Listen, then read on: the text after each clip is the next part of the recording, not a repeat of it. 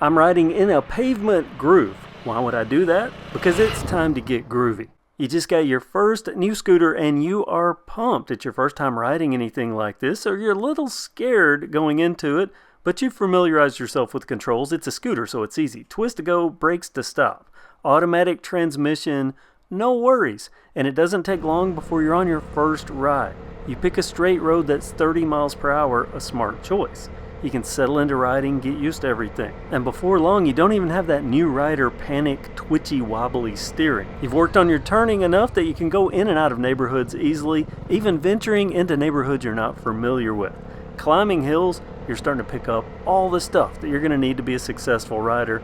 But then you start realizing, well, not everything's super easy. There's sometimes stuff in the streets, and these streets are starting to get a little rough. I'm having to go around things. This is new, and that makes you start tensing up. And then, oh, gravel. That's a whole different thing. You're not comfortable, so you're getting more tense. More tense means that things like basic turns that you were just doing fine are starting to get a little more difficult. And you ventured so far away, you don't realize that you've worked your way to this. You see the grooved pavement sign. New to riding, you've never encountered this. You don't know what to do, and it's an entirely different world. I know seasoned riders that see these signs, they turn around. They won't go on grooved pavement. And the first time you get on it, you understand quickly why it is so feared. It's rough. It's not even fun in a car, but on a motorcycle, or on a scooter specifically with the smaller tires, well, it's going all over the place. And definitely not in the directions you are telling it to go. And it's not just these under construction types of grooved pavement that you have to worry about.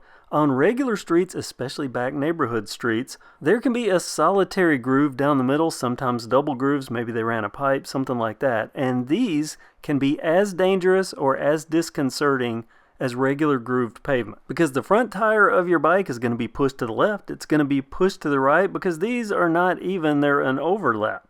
And what happens is one side will be higher than the other. That's going to push the bike to the lower side, go down a few feet, and that might reverse. It might push it back in the other direction. Riding this for the first time, or even seasoned riders that just never overcame the fear, well, it can be a challenge. I did my best to try to capture this on film. If I get on this edge, you'll see that the high side will want to push my wheel to the low side.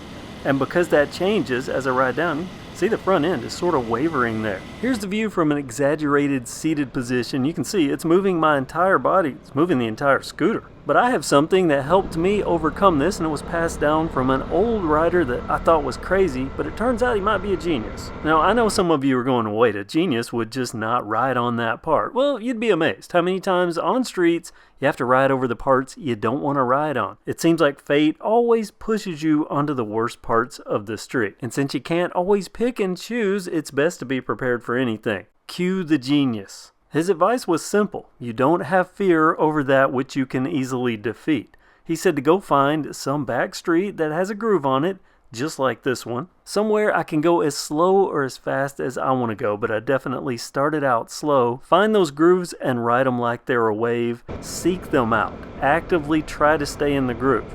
Feel how the bike responds, and over time, that sensation, speeding up, feeling it faster, they become second nature, just part of the road. And what helped me was I started out just sort of crossing them, left and right, making wide crosses over them, not staying in the groove.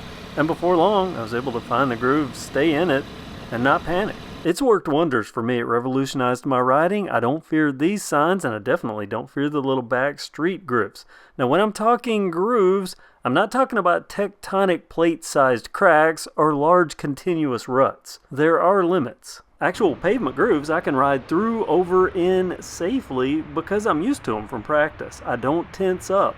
Reactions are worse when riding tense. I like to ride alert, aware, but confidently relaxed. It's the best place to be. When you're on two wheels, this even applies to bicycles. I've also used this and similar advice to help develop a gravel strategy. So far it's worked for me. I'll share that in another video. Groovy or not? Comment below. Thanks for watching and have a great day.